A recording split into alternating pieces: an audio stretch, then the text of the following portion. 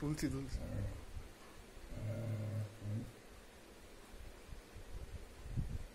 বিড়াল ভীষণ চালাক হয়।